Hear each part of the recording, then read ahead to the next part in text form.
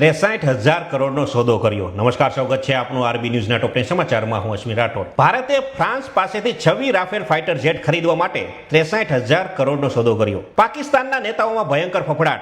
Army chief પછી બિલાવલ ભુટ્ટોનો પરિવાર પાકિસ્તાન છોડીને કેનેડા ભાગી ગયો। ભારત સરકારે પાકિસ્તાનની 16 યુટ્યુબ ચેનલો પર પ્રતિબંધ મૂક્યો, જેમાં શોએબ અખ્તર, ડોન ટીવી, સમા ટીવી, આરઝુ કાઝમી સહિતની ચેનલો। પાકિસ્તાનના વિદેશ મંત્રીએ ભારત સાથે વધતા તણાવ વચ્ચે સાઉદી અરેબિયા અને બ્રિટન પાસે મદદની ભીખ માંગી। રાજસ્થાનના ઘણા ધારાસભ્ય અને સાંસદોએ પીએમ મોદીને પત્ર લખીને સિંધુ નદીનું પાણી માંગ્યું। પાકિસ્તાનના બિલાવલ ભુટ્ટોને સીઆર પાટીલનો સણસણતો જવાબ, અમે લુખી ધમકીઓથી ડરતા નથી, તારામાં તાકાત હોય તો આવી જા। ભારત સાથે યુદ્ધના ઓછાએ વચ્ચે તુર્કીએ પાકિસ્તાનની મદદે આવ્યું।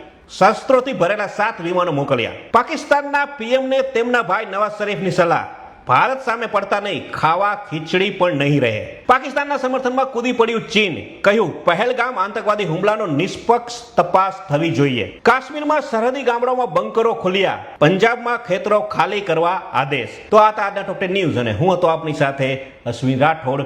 જય હિન્દ, જય ભારત।